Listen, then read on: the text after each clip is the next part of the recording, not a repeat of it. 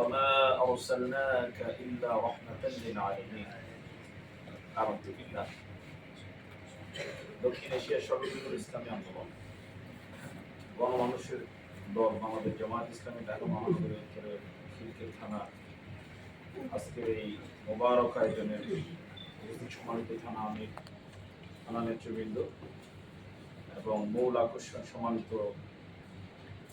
দিনী ভাই সবাই তো রকম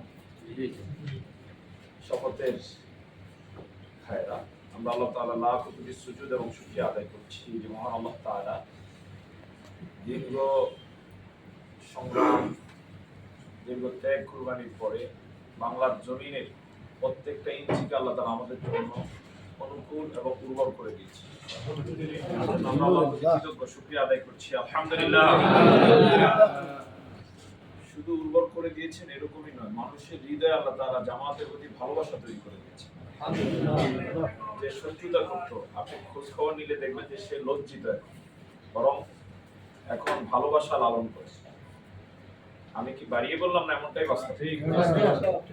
তবে হ্যাঁ, এক্ষেত্রে কিছু ভাইয়েরা যুগে যুগে ইসলামকে সহ্য করতে পারে না, একসাথেই কাজ করেছে কিন্তু ইসলামের প্রশ্নে দেখা যায় ঐক্যবদ্ধ হতে পারে না, ছিটকে পড়েছে, মুনাফিকি করেছে। এরকম রেকর্ড আছে না? নাই।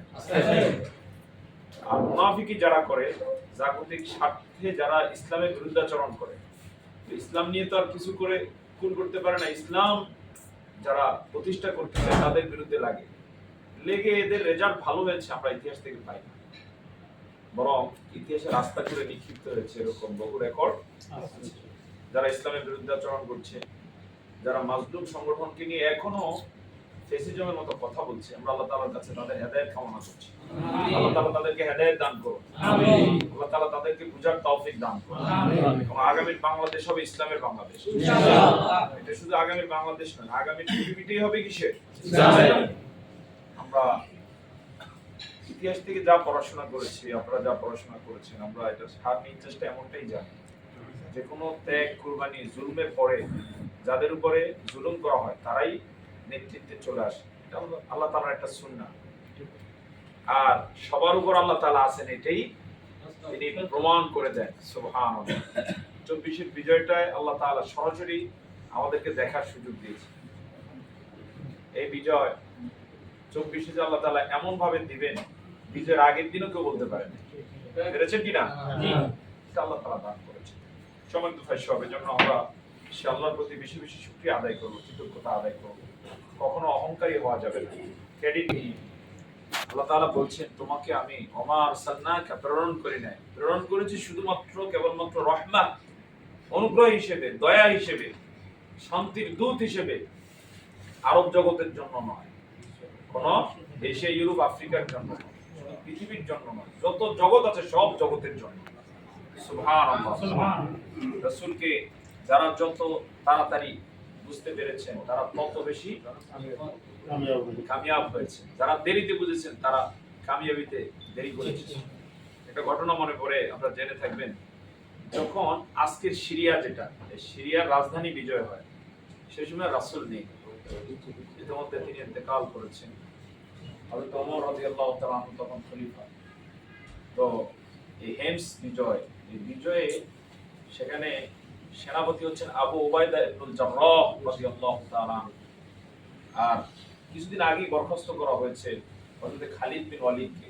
তবে আবু উবাইদা ইবনুল জাররাহ তাকে বললেন যে নেতৃত্ব তুমিই দিবা, খলিফার পক্ষ থেকে আমাকে যদিও দায়িত্ব দেওয়া হয়েছে, নেতৃত্ব তোমাকেই দিতে হবে। সুবহানাল্লাহ।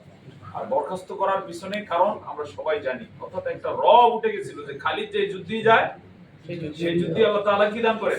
বিজয় দান করেন। ওই বিজয়ের বিষয়টা ব্যক্তিকেন্দ্রিক হয়ে গেছে অনেকগুলো কারণের মধ্যে এটা একটা কারণ সামনে এনে হযরত ওমর রাদিয়াল্লাহু তাআলা অনেক মিথ ভেঙে দিলেন। বিজয় দেন কে? মূলত আল্লাহ। খালিদ বিন ওয়ালিদকে বরখাস্ত করা হলো এই হেমস বিজয়ের আগে। সেখানে আবু উবাইদা ইবনুল জাররাহ তিনি একটু বয়সী হয়ে গিয়েছিলেন। হযরত আবু বকর রাদিয়াল্লাহু তাআলা আনহুদের লেভেলের মহান সাহাবী, আমরা সবাই জানি। যুদ্ধে তো সাধারণত ইয়াংদেরকে দরকার না, বুড়াদেরকে দরকার হয়, ইয়াংদেরকে। তো একটু জয় পরাজয়ে হিসাব নিকাশে উঠানামা হওয়ার কথা ছিল, কিন্তু দেখা গেল না, এই আবু উবাইদা ইবনে জাররাহ রাদিয়াল্লাহু তাআলা আনহুর নেতৃত্বে টোটাল সিরিয়া বিজয় হয়ে যায়। সেই বিজয়ে হযরত আবু সুফিয়ান রাদিয়াল্লাহু তাআলা আনহু ছিলেন। যেদিন রাজপ্রাসাদে মুসলমানরা বিজয়ী হয়ে ঢুকতেছে, রোমান সৈন্যরা তাদের মাথার হেলমেট, এরপরে অর্থাৎ সম্মান জানানোর জন্য যা দরকার এগুলো খুলে খুলে মাথা নত করে মুসলমানদের জন্য রাজপ্রাসাদের সবগুলো গেট খুলে দিয়েছে, আর তারা বীর দর্পে প্রবেশ করতেছে। সেখানে আমরা ইতিহাসে পড়েছি যে আবু সুফিয়ান রাদিয়াল্লাহু তাআলা কাঁদতেছিলেন। সাহাবায়ে কেরামদের কেউ কেউ প্রশ্ন করলেন, আজকে তো কান্নার দিন নয়, আপনি কাঁদেন কেন? আর এই বিজয় তো ঐতিহাসিক বিজয়, আসলে তো একটা সাম্রাজ্যের রাজধানী বিজয়, বিষয়টা হালকা না, অনেক বিরাট বিষয়, তো আপনি কাঁদেন কেন? পরে সে ফুফিয়ে কাঁদে, মানে কাঁদো কাঁদো অবস্থায় বলতেছিলেন যে রোম বিজয়ের কথা মুহাম্মদ সাল্লাল্লাহু আলাইহি ওয়াসাল্লাম বলেছিলেন খন্দক যুদ্ধকালীন সময় যখন পরীক্ষা খনন করছিলেন, একটা পাথর উপরে কোপ দেওয়ার পরে সেখান থেকে যখন অগ্নি বিচ্ছুরিত হলো, সেই সময় তার পেটে খাবার ছিল না। এরপরে মুসলমানরা যে কোনো মুহূর্তে তাদের উপর আক্রমণ আসবে, কি ভীতি এবং কি ক্রাইসিস মোমেন্টে রাসূল সাল্লাল্লাহু আলাইহি ওয়াসাল্লাম সংবাদ দিলেন যে একদিন তোমরা রোম পারস্য বিজয় করবে। আমরা সেদিন হাসাহাসি করছি যে পেটে খাবার নাই, থাকার মতো নিরাপদ শহর এখনো গড়ে তুলতে পারে না, আর তারা রোম পারস্য বিজয় করবে। কিন্তু বড্ড দেরি করে ফেলেছি। রাসূলের সেই ভবিষ্যৎবাণী আজকে আমাদের হাত ধরে নিশ্চিত হলো, কিন্তু আজকে সেই মানুষটা আমাদের মাঝে বড় দেরি করে ফেলেছি। সত্যি সত্যি ইসলাম বিজয় হবে নাকি হবে না? হবে। বাংলাদেশে ইসলামী আন্দোলন জামায়াতে ইসলামী বিজয় হবে নাকি হবে না? হবে। এই বিজয়ে যারা যত তাড়াতাড়ি উপলব্ধি করে এই আন্দোলনকে সামনে এগিয়ে নিবে, তারা তত বেশি লাভবান হবে, সম্মানিত হবে। যারা দেরি করবে দেখে যেতে পারবে। আল্লাহ তাআলা তার হাবিবকে এই জন্যই পাঠিয়েছেন, ইসলামকে কি করার জন্য? বিজয় করার জন্য। আর আল্লাহর হাবিবকে নেতা মেনে যারাই কাজ করেছে তারা সম্মানিত হয়েছে। এই সম্মান আল্লাহ তাআলা দয়া করে দান করেছে। আল্লাহ তাআলা সেই বক্তব্যই যেন দিলেন, ওমা আরসালনাকা ইল্লা রাহমাতাল লিল আলামিন। সম্মানিত ভাই সব, রাসূল করিম সাল্লাল্লাহু আলাইহি ওয়াসাল্লামের জীবন হচ্ছে এক মহাজীবন। যারা পৃথিবীর কারো কাছে কোনো কিছু চায় না, কার কাছে চান? আমরা কার কাছে চাই?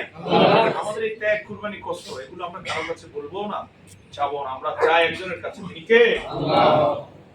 তাহলে রাসূলকে আদর্শ মানা আমাদের জন্য কষ্টের কিছু হওয়ার কথা না। ওয়াল ইয়াউমাল আখিরা, রাসূলকে আদর্শ মানার দ্বিতীয়ত তারা যারা আখিরাতে চায়। আমরা কোথায় চাই? আখিরাতে। তবে আল্লাহ অপশন রেখেছেন, রব্বানা আতিনা ফিদ দুনিয়া হাসানাহ ওয়া ফিল আখিরাতি হাসানাহ। রাসূলকে আদর্শ মানেন, এরপরে তারা ওয়া যাকারাল্লাহ কাসীরা, যারা বেশি বেশি আল্লাহকে স্মরণ করে। এজন্য আমাদেরকে তিনটা গুণে গুণান্বিত হওয়া দরকার। আমরা আল্লাহর কাছে চাবো, পরকালে যেন যথাযথ পাই সেভাবে কাজ করব, আর সদা সর্বদা কাকে স্মরণে রাখবো? আল্লাহ। জয় পরাজয় দেন কে? আল্লাহ। সম্মানিত করেন কে? আল্লাহ। বেশি বাড়াবাড়ি করলে দেশ ছাড়া করেন কে? আল্লাহ। আমরা এই জন্য তার জন্যই কাজ করে যাব। আল্লাহ তাআলা আমাদেরকে রাসূল করিম সাল্লাল্লাহু আলাইহি ওয়াসাল্লামের জীবনী থেকে জীবন চলার পাথেয় নিয়ে সকল কাজ আঞ্জাম দেওয়ার তৌফিক দান করুন। আমিন। রাসূল করিম সাল্লাল্লাহু আলাইহি ওয়াসাল্লাম 10 বছরে 84টা যুদ্ধের যদি নেতৃত্ব প্রদান করতে পারেন, সে রাসূলের অনুসারী যারা হবে তারা জগতে কত বেশি অ্যাক্টিভ থাকা দরকার, কিছুটা বোঝা যায় কিনা? শুধু একটা সাইড বললাম। এছাড়া যদি সেরা খতিব বলি, তাহলে সেরা খতিব পৃথিবীকে মুহাম্মদুর রাসূলুল্লাহ সাল্লাল্লাহু আলাইহি ওয়াসাল্লাম। যদি ব্যবসায়ের ক্ষেত্রে শ্রেষ্ঠত্বের বিষয়টা নিয়ে আসে, তাহলে পৃথিবীর সেরা ব্যবসায়ীকে মুহাম্মদুর রাসূলুল্লাহ সাল্লাল্লাহু আলাইহি ওয়াসাল্লাম। সেরা বাবা, সেরা স্বামী, সেরা নানা, কোন দিক আমরা সামনে আনবো সেই দিকই মুহাম্মদ সাল্লাল্লাহু আলাইহি ওয়াসাল্লাম সেরা। He is the greatest turning point in the history of world.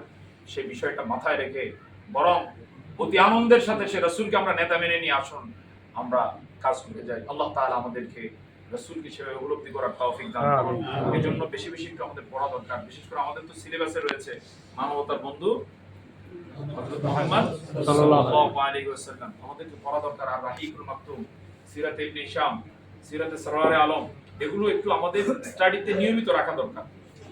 Target নিয়ে যে এই সপ্তাহে আমরা এই বিষয়টা শেষ করতে পারি পরে আমরা যদি পড়তে পারি আর ইনশাআল্লাহ বিইজনিল্লাহ। ওই যে অনেকে দেখা যায় নিষ্ক্রিয় যায়, নিষ্ক্রিয়তা আমাদেরকে কশিনকাল আর গাফেল করতে পারবে না ইনশাআল্লাহ। আল্লাহ তাআলা তার হাবিবের মর্যাদা আরো বৃদ্ধি করে দেন। আমিন। আল্লাহ তাআলা আমাদেরকে জীবনের সকল ক্ষেত্রে রাসূলকে মেনে চলার তৌফিক দান করুন এবং রাসূল থেকে প্রেরণা নিয়ে আগামী বাংলাদেশ বিনির্মাণে যথোপযুক্ত ভূমিকা পালন করার তৌফিক দান করুন।